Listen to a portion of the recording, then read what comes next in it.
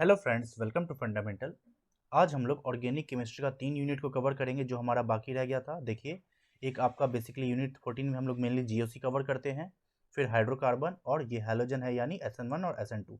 एक एक करके सभी को देखेंगे और इन सभी में हम 2024 यानी इस साल जो पेपर आपका हुआ है जनवरी फरवरी का, उन क्वेश्चंस को डिस्कस करेंगे क्योंकि एग्ज़ाम कल ही है, टाइम तो है नहीं। और उसी के थ्रू हम कॉन्सेप्ट्स भी आपको बता देंगे। ठीक है, अब चलिए लेक्चर को स्टार्ट करते हैं। एंड सबसे पहले फ्रेंड्स, आप सभी को ऑल द वेरी बेस्ट। कल अच्छे से पेपर दीजिएगा, रिलैक्स होकर दीजिएगा, नर्वस मत होइएगा क्योंकि नर्वस होने से आता वो क्वेश्चन भी गलत होता है। और सबसे इंपॉर्टेंट है, खुद पर कॉन्फिडेंस फील कीजिएगा कि हाँ, हम जो भी पढ़े हैं सब ठीक है। अब आइए आप वन बाय वन हम लोग स्टार्ट करते हैं। एंड एक update for the NEET aspirants friends, आप सभी का हम तहे दिल से शुक्रिया करते हैं कि आप लोग पेशेंस बना कर रखें। हम अब क्या करेंगे, कल से आप सभी के लिए डेडिकेटेड वीडियोस बनाएंगे। अब आपसे हम यही रिक्वेस्ट करेंगे, आप प्लीज़ कमेंट में बताइए कि आपको किस पर हम पहले स्टार्ट करें, लाइक ऑर्गेनिक स्टार्ट करें, इनऑर्गेनिक करें या फिजिकल करें। तो आप कमेंट में जरूर बताइए हम कहाँ से स्टार्ट करेंगे। ठीक है, अब चलिए लेक्चर को स्टार्ट करते हैं। देखिए फ्रेंड्स, यूनिट 14 में जो हम लोग पढ़ते हैं, इसको ओवरऑल अगर हम कह दें ये जीओसी का पार्ट है। और यहाँ से जो क्वेश्चंस तो खैर इस साल जो पूछा वो हम करा ही देंगे, बट जो आपका इंपॉर्टेंट पोर्शन होता है एक हो जाता है स्टेबिलिटी ऑफ इंटरमीडिएट। यहाँ से क्वेश्चन हमेशा आता है, एवरग्रीन टॉपिक है ये। और उसको एक्सप्लेन करने के लिए हम लोग इलेक्ट्रॉनिक फैक्टर को पढ़ते हैं, तो ये दोनों तो बहुत इंपॉर्टेंट हो गया। और इन दोनों के बेसिस पे हम लोग रिएक्शंस को कवर करते हैं, तो सब सिक्वेंशियल है। इंटरमीडिएट के को एक्सप्लेन करने के लिए ये इलेक्ट्रॉनिक फैक्टर, और ये समझ में आ गया तो हम लोग रिएक्शंस पढ़ लेते हैं, तो ये तीनों हो गया एक साथ। अब कुछ क्वेश्चंस है जो कि इस पॉइंट से आया है। अब जो भी आया हम एक एक करके करा देते हैं। और इसमें भी आइसोमेरिज्म एक इंपॉर्टेंट टॉपिक होता है, इसलिए हम एस्टेरिक मार्क दे रखे हुए हैं। ऑल्दो इस साल उतना क्वेश्चन नहीं पूछा है अभी तक इस पर डायरेक्टली, बट ये इंपॉर्टेंट होता है। अब देखिए क्वेश्चन क्या आ रहा है। अब देखिए, ये हेडिंग है क्लासिफिकेशन ऑफ ऑर्गेनिक कंपाउंड, इस पर डायरेक्ट क्वेश्चन आया है। देखिए, क्लासिफिकेशन ऑफ ऑर्गेनिक कंपाउंड। अब देखिए, इस क्लासिफिकेशन में देखेंगे तो एक एलिसाइक्लिक मॉलिक्यूल होता है, जो कैसा मॉलिक्यूल होता है, साइक्लिक मॉलिक्यूल देख रहे हैं। उसी में एक साइक्लोहेक्सिन आता है और उसी पे पूछ दिया ये साइक्लोहेक्सिन कैसा मॉलिक्यूल है, एलिसाइक्लिक, 27 जनवरी को। और वही देखिए आपका एक और क्वेश्चन डेट हम लगाना भूल गए, इसमें पूछ रखा है किसमें सल्फर एटम मौजूद है। तो सल्फर एटम का मतलब क्या हो गया, आपका हेट्रोसाइक्लिक कंपाउंड। और फिर से देखिए एनसीईआरटी, हेट्रोसाइक्लिक में आपको बता रखा हुआ है साफ साफ, फ्यूरान, थायोफीन और पिरिडीन, जिसमें आप देखिए सभी कार्बन है बट ये ऑक्सीजन है हेट्रो एटम, ये सल्फर है हेट्रो एटम, ये नाइट्रोजन है हेट्रो एटम। तो ये तीन हम कह सकते हैं, तो ये सब हेट्रो एटम हो गया। तब इन्हीं में से बताना था किसमें हेट्रो एटम मौजूद है, तो हम देख लिए फ्यूरान में मौजूद है, थायोफीन में है, पिरिडीन में है। पायरोल पर हम आते हैं और आप देखिए सिस्टीन और टायरोसिन, इनमें क्या मौजूद होता है, तो देखिए टायरोसिन हो गया, सिस्टीन, इसमें सल्फर है और इसमें कुछ नहीं है, बेसिकली ऑक्सीजन है। ठीक है, लेकिन आपको क्वेश्चन क्या कह रखा है, किसमें सल्फर मौजूद है, तो हम लोग देख ही लिए आपका सिस्टीन में मौजूद है और दूसरा थायोफिन में है। नाउ पायरोल हमको आपके सिलेबस में किताब में नहीं मिला उतना, बट पीवाईक्यू के बेसिस पे हम पायरोल आपको बता सकते हैं। देखिए, जब कभी भी हम लोग एरोमेटिक कंपाउंड को सॉल्व करते हैं तो हम लोग ये कंपाउंड हमेशा पढ़ते हैं जिसमें कहते थे कि नाइट्रोजन का जो लोन पेयर है ये इस तरह से इसके साथ डीलोकलाइजेशन में इन्वॉल्व रहता था, इसलिए ये एरोमेटिक इन नेचर होता था। तो हम जब भी ये पढ़ते हैं तो हम हमेशा कहते हैं कि ये पायरोल मॉलिक्यूल होता है, नाम भी बता। तो यहाँ से आप समझ लिए पायरोल क्या होता है। तो ये दोनों क्वेश्चन बेसिकली एक तरह से हम जस्टिफाई करें तो किस पर बना, क्लासिफिकेशन ऑफ ऑर्गेनिक कंपाउंड पर। अब एक क्वेश्चन है होमोलोगस सीरीज, ये सब फालतू क्वेश्चन होता है, कभी कभार पूछ लिया। देखिए यहाँ पर क्या बताना है, मोनोकार्बोक्सिलिक एसिड का होमोलोगस सीरीज। तो मोनोकार्बोक्सिलिक एसिड एकदम सिंपलेस्ट पकड़ के जाए तो देखिए ये हो गया फॉर्मिक एसिड। अब होमोलोगस का मतलब होता है आप CH2 ऐड कर दीजिए, तो हम यहाँ पर अगर बीच में CH2 घुसा देते हैं, CH2, अब देखिए तो बेसिकली क्या हो रहा है, एसिटिक एसिड हो गया ना, यानी हम कह सकते हैं एक कार्बन दो कार्बन C2, हाइड्रोजन कितना दो, एक तीन एक चार, और ऑक्सीजन दो, C2H4O2। ये सब फालतू क्वेश्चन है, कभी पूछ लिया अदरवाइज नहीं। अगेन यहाँ पर भी स्ट्रक्चर ऑफ ऑर्गेनिक कंपाउंड को बताना था, इसका बॉन्ड लाइन नोटेशन क्या होता है, डायरेक्ट एनसीईआरटी का क्वेश्चन है। देखिए CHOHCN का होल टू, देखिए CHOHCN का होल टू, और बॉन्ड लाइन नोटेशन में क्या होता है, हम कार्बन को जस्ट डॉट से दिखाते हैं और हाइड्रोजन ऐसे नहीं दिखाते हैं। यानी आप सीधे समझिए, अगर हम CH3, CH2 और CH2 को हमको अगर CH3 को बॉन्ड लाइन लिखना है तो हम लोग नॉर्मली ऐसे लिखते हैं, जिग जैग नोटेशन कहते हैं। क्या हम इसमें कार्बन लिख कर दिखा रहे, नहीं। क्या हाइड्रोजन शो कर रहे, नहीं। तो इसीलिए बॉन्ड लाइन नोटेशन में हम लोग हाइड्रोजन शो नहीं करते और कार्बन को भी शो नहीं करते हैं। हाँ, फंक्शनल ग्रुप का कार्बन है तो हम उसे जरूर लिखेंगे। तो डायरेक्टली एनसीईआरटी हो गया। अब देखिए तीसरा क्वेश्चन है आपका बेसिकली ये होमोलिटिक और हेट्रोलिटिक। वापस आइए आप अपने सिलेबस पर देखिए। सो ओवरऑल ये क्लासिफिकेशन हो गया, होमोलोगस हो गया। अब यहाँ से देखिए बॉन्ड फिजन, होमोलिटिक और हेट्रोलिटिक, और इसके बाद ये सारा स्टार्ट हो जाएगा। तो वापस आते हैं, देखिए होमोलिटिक क्लीवेज का मतलब क्या होता है, होमो यानी एक समान। तो अगर हम कार्बन कार्बन को बॉन्ड को तोड़ेंगे तो इस तरह से सी डॉट और सी डॉट, ये हो गया होमोलिटिक। या H2 को तोड़ेंगे तो H डॉट H डॉट।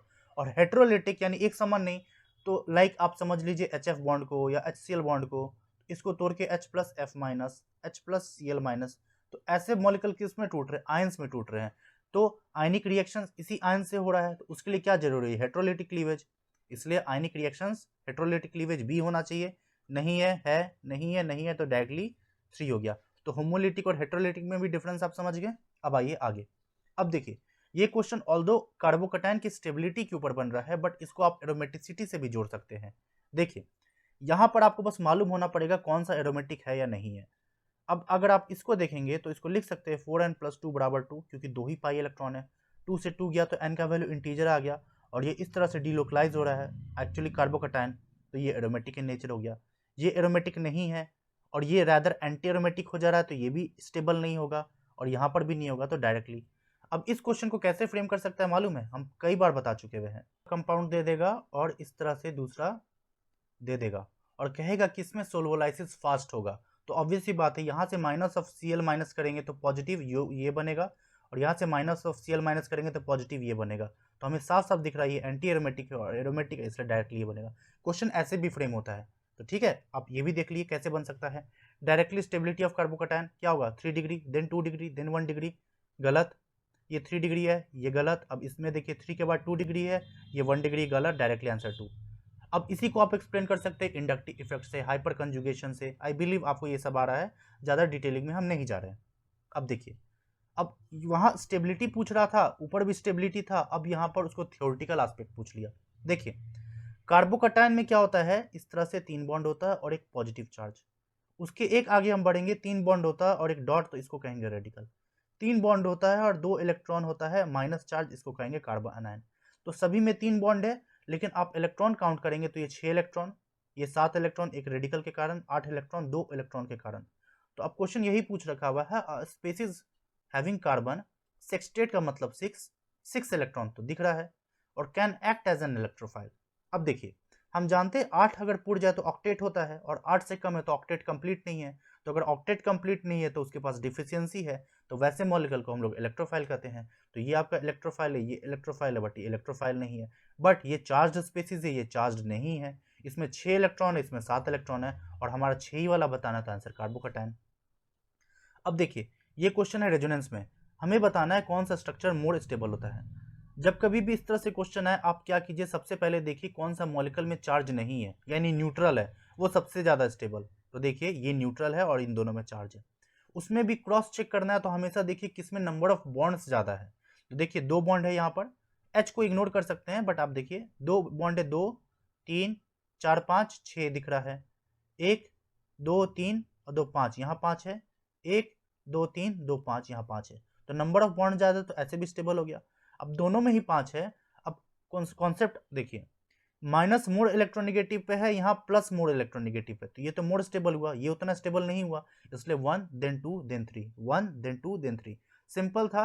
कौन सा रेजोनेटिंग स्ट्रक्चर मोड स्टेबल होता है, पहला न्यूट्रल होना चाहिए। अगर न्यूट्रल के बाद दूसरा देखना है, तो अगर चार्ज सेपरेशन है, पहली बात चार्ज सेपरेशन जितना पास पास हो, अगर दोनों दूर दूर है, देखिए 1 2 3 4, 1 2 3 4 दूर दूर है, उसमें भी जो चार्ज है माइनस मोड इलेक्ट्रोनिगेटिव पे होना चाहिए, यहाँ पर है, तो इसलिए मोड स्टेबल। आइए अब इधर सिंपल सा कॉन्सेप्ट है, हम लोग जो रेजोनेंस से एक स्ट्रक्चर से दूसरे स्ट्रक्चर में जाते हैं और हाइब्रिड लिखते हैं, तो हम लोग जनरली कहते हैं ये मोड स्टेबल है। इसका फेमस एग्जांपल हम आपको बता सकते हैं, जैसे आप याद कीजिए जो हम लोग हीट ऑफ हाइड्रोजनेशन में भी पढ़ते हैं। अगर आप देखिए ये आइसोलेटेड एल्कीन है, मान लेते हैं इसमें कंजुगेशन नहीं है, और एक हम मान लेते हैं जिसमें सभी में कंजुगेशन हो रहा है ना। तो हम लोग हीट ऑफ हाइड्रोजनेशन में पढ़ते हैं कि इस केस में हीट ऑफ हाइड्रोजनेशन ज़्यादा होना चाहिए था, लेकिन ऑब्जर्व क्या मिलता है, इसका कम हो जाता है। क्यों? क्योंकि जितना इसका एनर्जी है और इसका एनर्जी कम है, तो यही डिफरेंस तो आपका रेजोनेंस एनर्जी होता था। कुल मिला के क्या है, जो स्टेबल हो गया, ये क्यों स्टेबल यहाँ से यहाँ हो पा रहा है, बिकॉज ये इस तरह से डिलोकलाइज हो रहा है और उसके कारण एनर्जी रिलीज हो रहा है, तो इसलिए स्टेबल हो रहा है। एनसीईआरटी का लाइन देखिए, the difference in energy between the actual structure and the lowest resonance structure is called the resonance stabilisation energy. The difference between the actual structure ये होता बट है नहीं, बट ये हो गया, क्यों, बिकॉज इसमें रेजोनेंस हो रहा है, इसलिए the lowest energy resonance structure, तो इसका रेजोनेंस स्ट्रक्चर यही है, तो ये जो एनर्जी गैप है इसे ही कहते हैं रेजोनेंस एनर्जी। अब देखिए यहां क्वेश्चन बन रहा है रेजोनेंस के ऊपर, तो उसको हम एक्सप्लेन करने के लिए हम ये भी क्वेश्चन साथ ले लेते हैं। आप ऐसे समझिए, अगर हम यहाँ एक पाई बॉन्ड लगा देते हैं और एक हेटेरो एटम ले लेते हैं जिसका लोन पेयर है और ऑब्वियस सी बात है ऑक्टेट कंप्लीट है, तो हम लोग रेजोनेटिंग स्ट्रक्चर कैसे दिखाते हैं, इस तरह से एक कंजुगेशन में दिखाएं, और हम लोग क्या किए, OH पॉजिटिव और यहाँ पे माइनस। अब आप देखिए ध्यान से, रेजोनेंस का फॉर्मूला क्या होता है, जितना चार्ज चार्ज बैलेंस होना चाहिए, ये ओवरऑल न्यूट्रल मॉलिक्यूल है और प्लस माइनस कट के अभी भी जीरो है, तो चार्ज बैलेंस है, तो ये एक बेसिक कॉन्सेप्ट हो गया। वापस आते हैं, तो कह रखा है the interaction between a pi bond, ये पाई बॉन्ड है, अंडर लोन पेयर, ये लोन पेयर है, ऑन एडजेसेंट एटम, इसके बगल वाला एटम पे ही है, इज रेस्पॉन्सिबल फॉर, इसी को तो रेजोनेंस कहते हैं। अब रेजोनेंस में क्या है, दो तरह का इफेक्ट होता है, एक होता है प्लस आर इफेक्ट और एक होता है minus R effect. Plus R होता है जो इलेक्ट्रॉन पाई बॉन्ड की तरफ दे, और माइनस आर होता है जो पाई बॉन्ड से खुद की तरफ ले। अगर आप कार्बोकैटायन बना देंगे तो ये क्या करेगा, इस तरह से हम डिनोट करते हैं, और हम लोग फाइनली स्ट्रक्चर कैसे लिखते हैं, ऐसे। तो एरो का नोटेशन किसकी तरफ जा रहा है, इस स्पेसिस की तरफ, या फिर आप ऐसे भी समझिए एक अल्डिहाइड ले लेते हैं, अब इसका नोटेशन अभी भी इस कार्बोनिल की तरफ हो रहा है, क्यों, क्योंकि कार्बोनिल को अगर आप तोड़ के लिखेंगे तो माइनस और यहाँ पॉजिटिव कैरेक्टर डेवलप करता था, इस कारण ये डिफिशिएंट है, तो यहाँ से जो सटा हुआ पाई बॉन्ड है तो इसको अपनी तरफ अट्रैक्ट करता है। तो ऐसे स्पेसिस जो अपनी तरफ बुलाता है मगर जाने का नहीं, बट ये जा रहा है तो जाना ही पड़ेगा, तो ऐसा है माइनस आर इफेक्ट, और ये दे रहा है तो प्लस आर इफेक्ट, प्लस देना माइनस अपनी तरफ खींचना, ठीक है। तो अब देखिए ऑब्वियस सी बात है, आप क्या करेंगे, सभी को पाई बॉन्ड के साथ जोड़ दीजिए बेटर समझने के लिए, और यहाँ पर भी पाई बॉन्ड के साथ देगा, अभी ये भी क्या करेगा, देगा, OH वाला देख ही लिए देगा, बट जिस तरह से यहाँ COH है यहाँ OH लगा देंगे तो कोई फर्क तो नहीं पड़ा, अभी भी देगा। तो इस क्वेश्चन और इस क्वेश्चन में क्या फर्क है, कुछ तो फर्क नहीं है ना, कॉन्सेप्ट तो सेम लगा, तो इसलिए निगेटिव रेजोनेंस देगा CO2H। क्लियर, इस तरह से आपका वो यूनिट 14 हो गया। अगेन टू बी प्रिसाइज हम वही सारे क्वेश्चंस लिए जो इस साल पूछा है, और देखिए यहाँ हम आपको स्टेबिलिटी भी करा दिए, इफेक्ट भी हो गया। अब हम आते हैं हमारे यूनिट 15 पे। वंस अगेन यहाँ पर भी जो भी क्वेश्चंस आए उसको करा देंगे। अब आप देखिए मोस्टली इंपॉर्टेंट एल्कीन की अगर हम बात करें, तो जिस तरह से न्यूक्लियोफिलिक एडिशन रिएक्शन में हम कराए थे कि क्या न्यूक्लियोफाइल अवेलेबल है, उसी तरह यहाँ पे आपको इलेक्ट्रोफिलिक एडिशन रिएक्शन में रिएजेंट स्पेसिफाई कर दिया। यानी अगर हम एक एल्कीन ले लें तो किसके साथ रिएक्शन कराना है, एक बार H2 के साथ करना है, एक बार हेलोजन के साथ करना है, एक बार वाटर के साथ करना है, एक बार HX के साथ करना है, और ओजोनोलाइसिस और पॉलीमराइजेशन, इसलिए हम इसको प्रिसाइजली कवर करते हैं। अब देखिए यहाँ पर आपका साफ साफ लिख रहा है नोमेनक्लेचर, तो ये सब तो फालतू क्वेश्चन होता है, कुछ खास नहीं है, बस मालूम होना चाहिए। सॉल्व करते में बताए थे इसका सबसे इंपॉर्टेंट तरीका क्या है एलिमिनेशन का, कि sum of substituent should be the minimum. तो देखिए 3 1 4 1 5 जोड़ के 5 आया, 1 5 और 5 10 11, गलत। 3 1 4 1 5 अभी भी 5 है, 3 3 6 1 7 तो गलत। तो सम हमेशा मिनिमम होना चाहिए, इन दोनों में हमें सम दिख रहा है। अब हम किधर से स्टार्ट करेंगे, देखिए 1 2 3 या फिर 1 2 3, तो ऑब्वियस सी बात है हमें दिख रहा है 3 पे इथाइल है और 1 1 डाई मिथाइल है। क्यों, क्योंकि अल्फाबेटिकली भी अब हमें देखना है, तो इथाइल पहले आएगा क्योंकि इथाइल का E होगा और मिथाइल का M होगा। डाई ट्राई का D और T हम नहीं काउंट करते हैं, जनरली जस्ट मिथाइल का M देखना है, E पहले आएगा तो इसलिए 3 इथाइल और 1 1 डाई मिथाइल, डायरेक्ट आंसर 1। ये सब फालतू चिंदी क्वेश्चन होता है, इस पर ज्यादा दिमाग मत लगाना है, ठीक है। अब ये देखिए कॉन्फर्मेशन पर क्वेश्चन कैसे बनता है, यहाँ जो इस साल पूछा हुआ है। सबसे पहले देखिए कॉन्फर्मेशन की बात हो रही है, तो ये होता है इक्लिप्स और ये होता है स्टैगर्ड। स्टैगर्ड का क्या होता है, देखिए ये जो डायहेड्रल एंगल कहते हैं इसका 60 डिग्री होता है, और ये स्टैगर्ड में एक ग्रुप दूसरे के एंटी होता है और इक्लिप्स एक दूसरे का सटा सटा होता है। तो ऑब्वियस ही बात है ये दोनों एक दूसरे के एंटी है तो ये स्टेबल होगा, ये नहीं होगा। ठीक है, इस बात ये चीज़ क्लियर हो गया। दूसरा पॉइंट क्या याद रखना है, ये आपस में इंटरकन्वर्टिबल होता है, एक दूसरे के इन स्टैगर्ड से इक्लिप्स से स्टैगर्ड जा सकता है। और तीसरा, ये सिंस सिग्मा बॉन्ड के अराउंड रोटेशन है तो एन नंबर ऑफ रोटेशन वो कर सकता है, इसलिए वो भी ट्रू है। अब उसी के ऊपर क्वेश्चन है, the conformation of ethane are interconvertible true, the dihedral angle in staggered 60 true, infinite number of conformation true. हमें इनकरेक्ट बताना है, eclipsed is the most stable false, staggered होता है। क्लियर हो गया। सिलेबस देखेंगे तो एल्केन में हम आपका कॉन्फर्मेशन करा दिए, जिसमें आपका दूसरा अब जो क्वेश्चन बनता है मैकेनिज्म ऑफ हैलोजनेशन, यानी एल्केन का हैलोजनेशन करना है। अब इसी पर क्वेश्चन आया, वो देखते हैं। ये 2 क्लोरोब्यूटेन है, तो पहले हम क्या करते हैं, ब्यूटेन बना लिए, सेकंड पे क्लोरीन लगा दिए। अब इसका Cl2 करा रहे हैं, यानी बेसिकली हैलोजनेशन। तो क्या क्या पॉसिबल स्ट्रक्चर है पहले वो बना लेते हैं। तो देखिए, आप एक केस यहाँ लगा सकते हैं क्योंकि नंबरिंग करें 1 2 3 4। दूसरा स्ट्रक्चर क्या पॉसिबल है, ये इसके साथ में ही आ सकता है। तीसरा स्ट्रक्चर क्या पॉसिबल इसके बगल वाले कार्बन पे, और चौथा स्ट्रक्चर क्या पॉसिबल इसके फोर्थ वाले कार्बन पे। अब देखिए क्या बताना है, the total number of optically active isomers. अब इसमें ऑप्टिकली एक्टिव ढूंढना है। तो देखिए, ये कायरल सेंटर यहाँ बन रहा है, यहाँ तो दोनों हाइड्रोजन है तो कायरल तो हुआ नहीं। यहाँ तो कायरलिटी लूज हो गया बिकॉज दोनों ग्रुप सेम हो गया, तो यहाँ तो कायरल बना नहीं। यहाँ पर कायरल है, ये भी कायरल है, बट एंड सेंटर सिमिलर है, तो ये भी कायरल है, हम इस पर आते हैं। और यहाँ पर देखिए, ये कायरल तो है नहीं, सिर्फ ये सेंटर ही है। अब कायरल होने के कारण फॉर्मूला याद कीजिए, 2 टू द पावर n यानी 1, तो इसका हो गया 2। सिमिलरली 2 टू द पावर 1, तो इसका हो गया 2।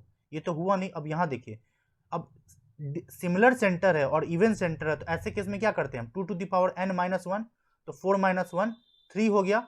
अब उसमें भी हमें एक मेसो होता है, 2 ऑप्टिकली एक्टिव होता है, क्योंकि अगर आप इसको हम कॉन्सेप्चुअली भी होता है तो याद कीजिए, एक R होगा दूसरा भी R, एक S होगा दूसरा भी X, एक R दूसरा S और एक S दूसरा R, तो ये दोनों तो आइडेंटिकल हो जाता है, इसे ही तो हम लोग मेसो कहते हैं।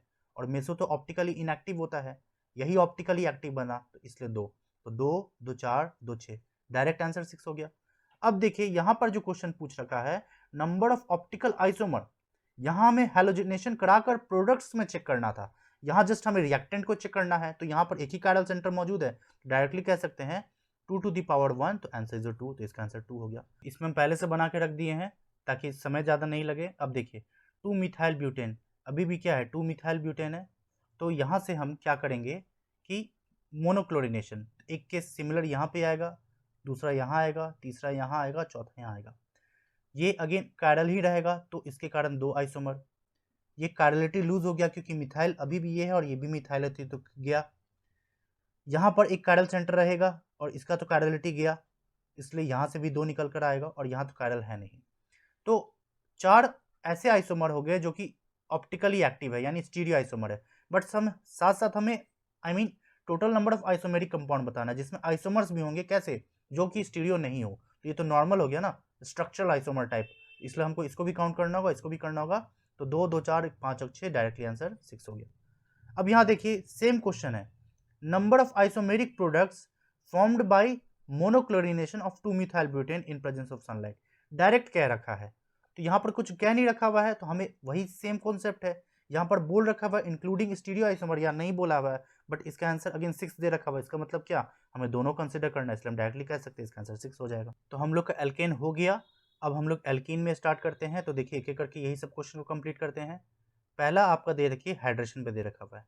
नाउ स्टार्ट करने से पहले आप बता देते हैं फिर से, जब हम ये प्रॉब्लम प्रैक्टिस सीरीज में कई बार बता चुके हैं, सेट 3 सेट 4 में हम ऑलरेडी करा चुके हैं। देखिए एल्कीन का इलेक्ट्रोफिलिक एडिशन, इलेक्ट्रोफिलिक एडिशन, इसी में जब हम पढ़ा रहे थे तो देखिए यहाँ पर बेसिकली अगर एक एल्कीन ले रहे हैं और एल्कीन पे हमें H और OH का एडिशन करना है तो 3 तरह से कर सकते हैं। एक होता है normal H2O in presence of H+, दूसरा ऑक्सीमर्कुरेशन डीमर्कुरेशन, और तीसरा होता है हाइड्रोबोरेशन ऑक्सीडेशन। उसी पर क्वेश्चन है। इसमें करते क्या है, बस आपको क्या ध्यान देना है, जब H2 in presence of H+ लेते हैं तो यहाँ कार्बोकैटायन बनता है, और सिंस कार्बोकैटायन बन रहा है तो उसे हम रीअरेंज कराते हैं। और बाद बाकी इन दोनों केस में कार्बोकैटायन नहीं बनता है, इसलिए कोई रीअरेंजमेंट की बात ही नहीं होती है। ध्यान दीजिएगा, सबसे इंपॉर्टेंट की पॉइंट क्या है, यहाँ रीअरेंजमेंट कराना ही नहीं है, और यहाँ हम कराते हैं। तो देखिए यहाँ पर अगर हम बात करें तो यहाँ पर अगर हम H+ देंगे तो H यहाँ आएगा तो पॉजिटिव, यहाँ ये मोर स्टेबल कार्बोकैटायन बनाना, तो इसलिए अब OH सीधे आके यहाँ अटैक कर देगा। तो आपका ए में क्या होगा, OH इस CH3 से लगेगा, OH यहाँ है, गलत, गलत, गलत, तो डायरेक्टली कह सकते हैं 1। अब ये क्या होता है, हाइड्रोबोरेशन और ऑक्सीडेशन या और ऑक्सीमर्कुरेशन डीमर्कुरेशन में फर्क क्या है कि देखिए, या अगर इसी का पाई बॉन्ड का अगर हमें अब H और OH का एडिशन कराना है तो इसी को कहते हैं मार्कोनिकोव एडिशन। लेकिन अगर इसका जस्ट उल्टा करा दे, यानी अब देखिए OH यहाँ ऐड हो रहा है, यहाँ ऐड हो रहा है, लेकिन अगर उसका उल्टा हो जाए यहाँ, तो इसे कहते हैं एंटी मार्कोनिकोव एडिशन, और यही फॉर्म करता है हाइड्रोबोरेशन ऑक्सीडेशन में। तो कॉन्सेप्ट क्लियर हो गया। तो 2 रिएजेंट हो गया। अगर हम आपको फिर से बताएं तो देखिए, अगर आप ऐसे समझिए, ठीक है, इसका अगर हम नॉर्मली कराना है तो हम क्या करेंगे, H यहाँ देंगे पॉजिटिव अंदर, तो OH अंदर आ गया। ये क्या रिएजेंट है, H2 in presence of H+। अगर इसी का हम करेंगे ऑक्सीमर्कुरेशन डीमर्कुरेशन, तो ये भी इसी की तरह बनाएगा, ठीक है, ये भी OH हो गया। बट अगर हाइड्रोबोरेशन ऑक्सीडेशन कराना है तो ये क्या हो जाएगा, OH बाहर आ जाएगा। यही चीज आपको ध्यान रखना है, ठीक है।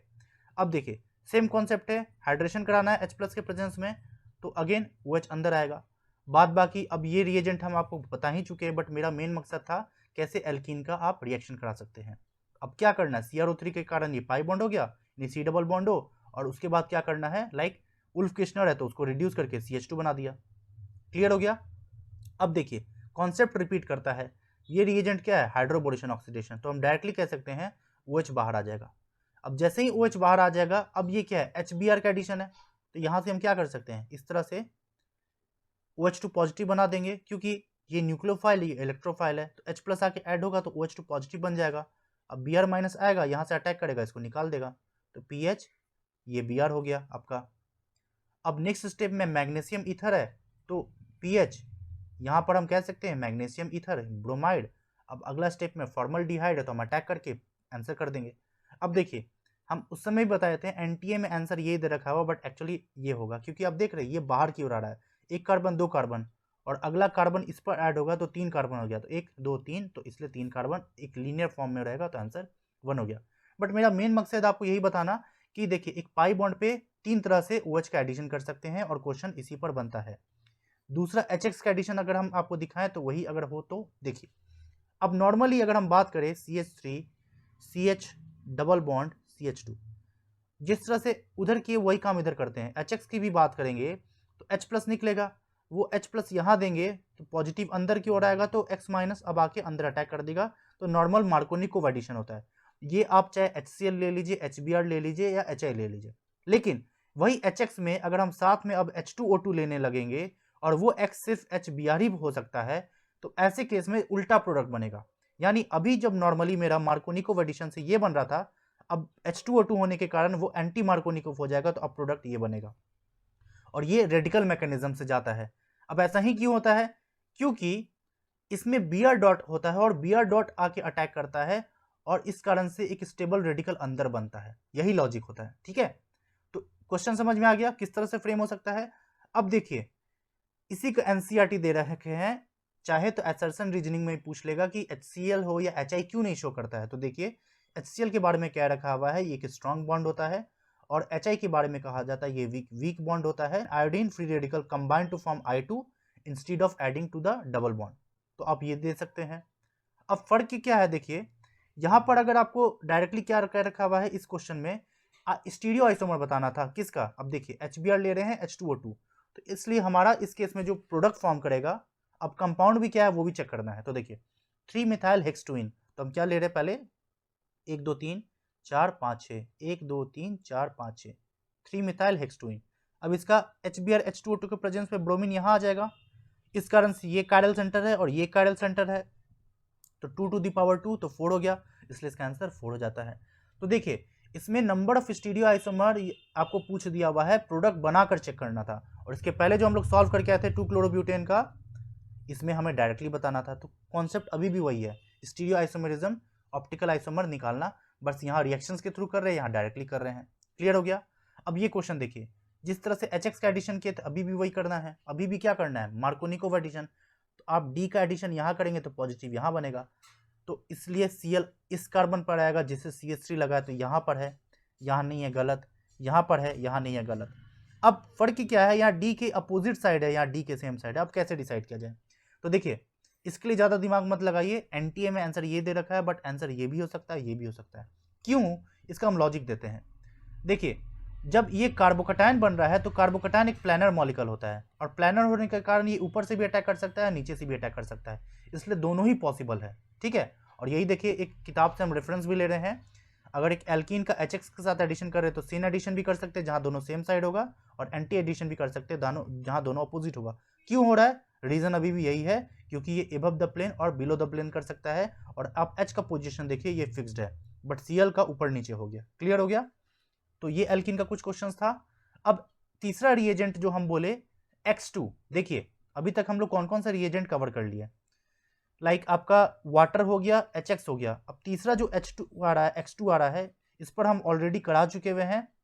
तो आई विल रिक्वेस्ट आप ये वीडियो फ्रेंड्स जाके देख लीजिए, उसका लिंक यहाँ आई बटन पे दे देंगे, क्योंकि समय ऑलरेडी ज़्यादा ले चुके हैं तो रिपीट करने का कोई मतलब बनता नहीं है। अब देखिए, अब नेक्स्ट है ओजोनोलाइसिस। हम बोले थे एल्डिहाइड कीटोन में कि यहाँ बताएंगे। देखिए हम जैसा कि कहे थे दो तरह से होता है, एक रिडक्टिव होता है, एक ऑक्सीडेटिव होता है। तो आप पहले ध्यान दीजिए, यहाँ से तोड़ेंगे ऑक्सीजन ऑक्सीजन, यहाँ से तोड़ेंगे ऑक्सीजन ऑक्सीजन, यहाँ से तोड़ेंगे oxygen oxygen. Know depending upon reductive है या ऑक्सीडेटिव है। तो देखिए अगर Me2S दे रखा हो या जिंक दे रखा हो तो इसे कहेंगे रिडक्टिव। तो रिडक्टिव होने के कारण क्या होता है, वो एल्डिहाइड के फॉर्म में रहता है, क्योंकि एल्डिहाइड फर्दर ऑक्सीडाइज होकर एसिड भी बना सकता है। इसलिए अगर हम रिडक्टिव वाला ले रहे हैं तो सिर्फ एल्डिहाइड तक रुक जाएगा, और कीटोन का तो ऑक्सीडेशन पॉसिबल नहीं है, इसलिए कीटोन का कोई चिंता वाली बात नहीं है। अब देखिए वही Me2S हो या जिंक के जगह अब H2O2 लेने लगेंगे तो वही एल्डिहाइड ऑक्सीडाइज होकर अब एसिड बना रहा है। यही हम आपको बस बताना चाह रहे थे, और ये आपके सिलेबस का पार्ट नहीं है तो इस पर ज़्यादा दिमाग मत लगाइए, ये इस तरह से आपको नहीं क्वेश्चन पूछेगा। तो बेसिकली आपको ये दोनों ध्यान रखना है। तो यहाँ हम कह सकते हैं जिंक है तो रिडक्टिव है, तो इस तरह से प्रोडक्ट फॉर्म करेगा, H है और Me है, और 2 यूनिट बनेगा। तो कह रखे नंबर ऑफ ऑक्सीजन एटम 1 है, प्रेजेंट पर मॉलिक्यूल यानी एक मॉलिक्यूल पे एक ही प्रेजेंट है, इसलिए इसका आंसर 1 हो गया। क्लियर? अब ज्योमेट्रिकल आइसोमेरिज्म पे क्वेश्चन आता है। इसको बस क्या याद रखना है फ्रेंड्स, कि ज्योमेट्री का मतलब होता है लेंथ।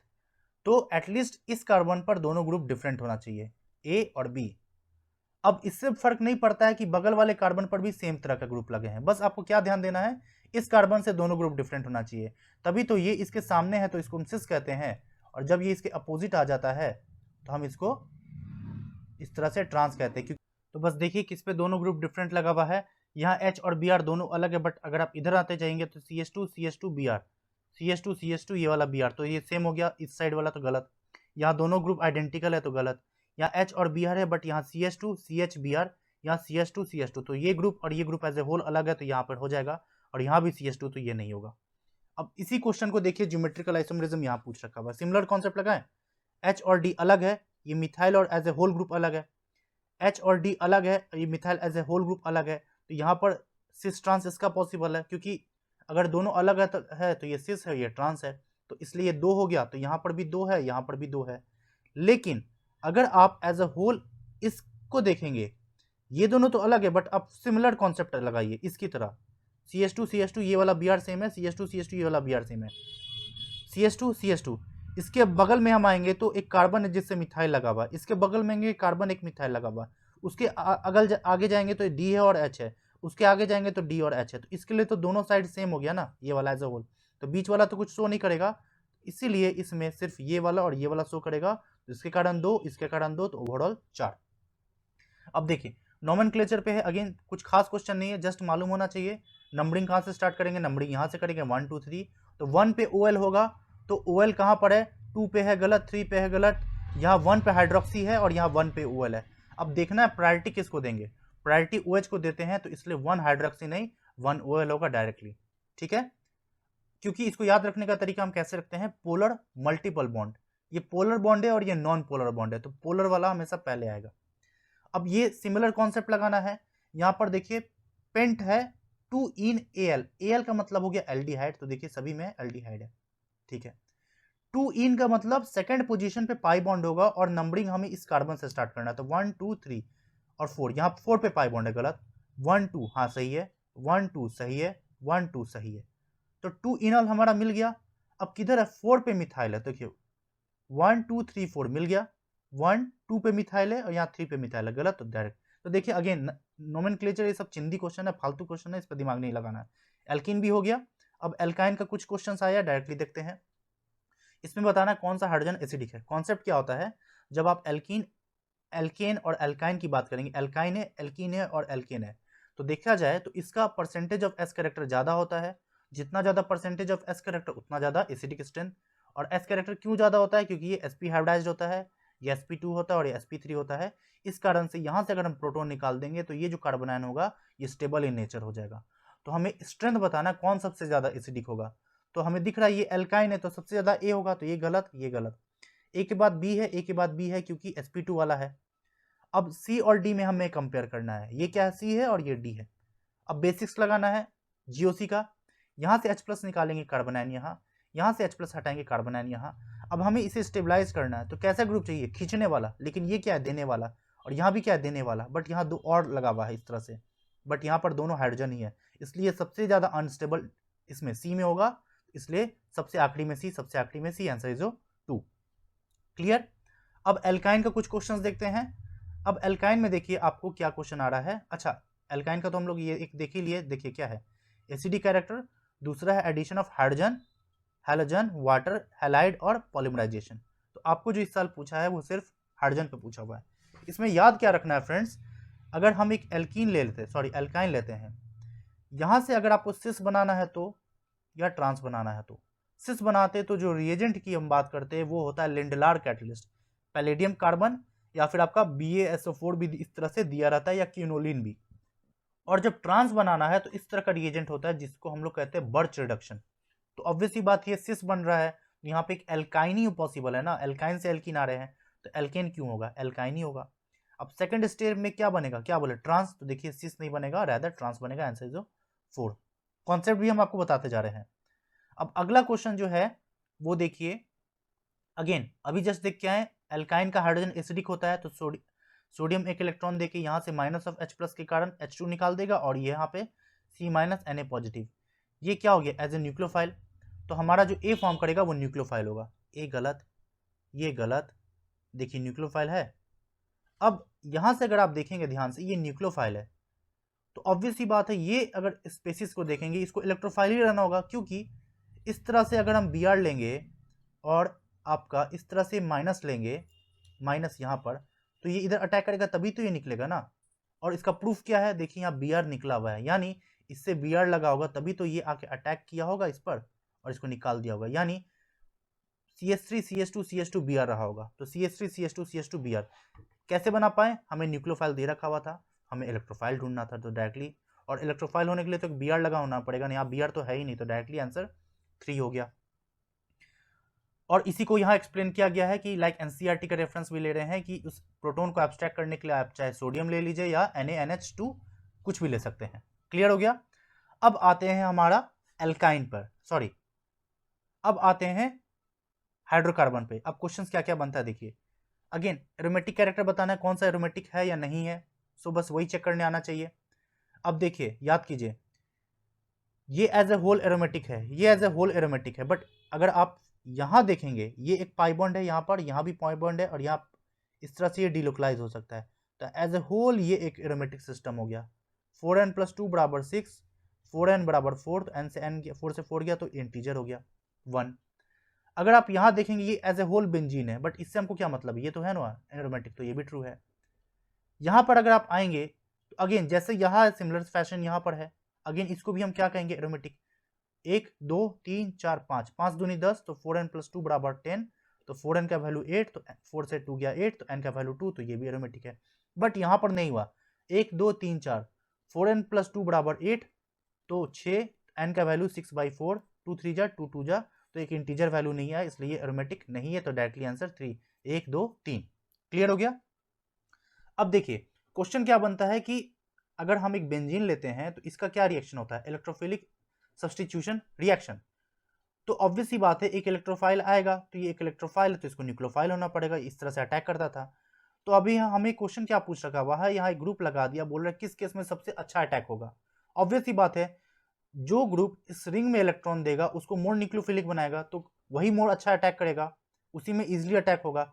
तो देखिए OH electron pair +R effect से देगा, ये हाइपर से देगा, ये कुछ नहीं है, और ये -I से खींचेगा, तो +R effect is more effective than hyperconjugation, इसलिए सबसे ज्यादा 4 में होगा। क्लियर हो गया? अब देखिए जो हम लोग पीछे देख कर आए सेम कॉन्सेप्ट लगाना है। बस हमें क्या ढूंढना है, देखिए अगर एक ग्रुप ले लीजिए, ठीक है, और इस ग्रुप का ये वाला कार्बन ऑर्थो होता है, ये मेटा होता है, ये पैरा होता है।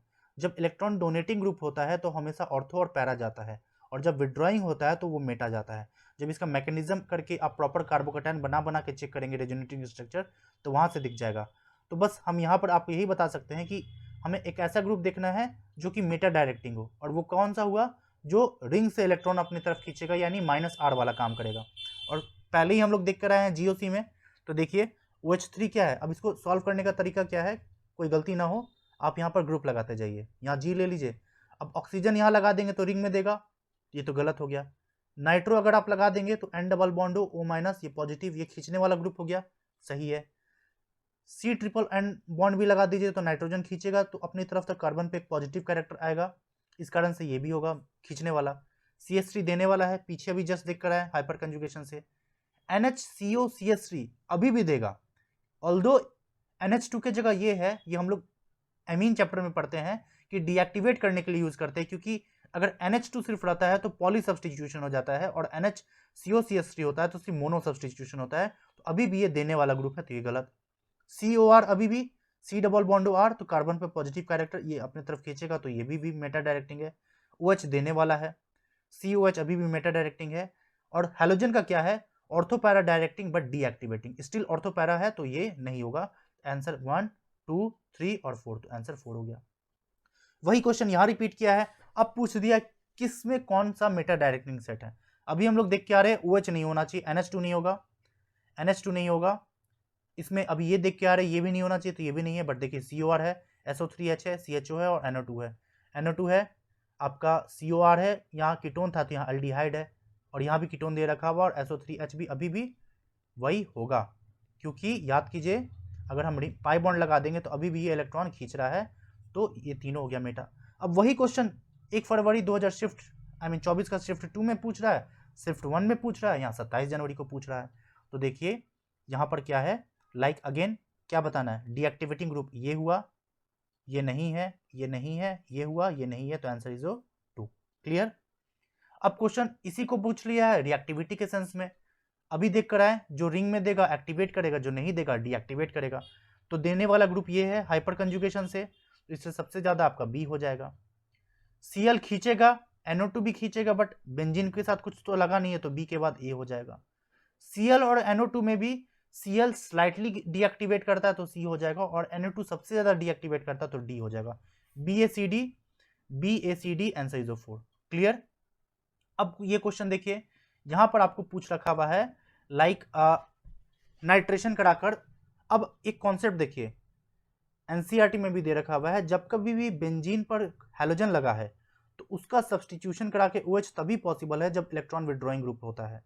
तो देखिए अगर एक इलेक्ट्रॉन विड्रॉइंग ग्रुप है तो आप टेम्परेचर देखिए, जब 2 लगा दिए तो अब देखिए, अब 3 लगा दिए तो अब देखिए, और बिल्कुल नहीं है तो टेम्परेचर देखिए। तो देख रहे हैं, इसलिए इलेक्ट्रॉन विड्रॉइंग ग्रुप का होना जरूरी है, और उसके प्रेजेंस में देख रहे हैं, और उसमें भी कहाँ, ऑर्थो और पैरा पे।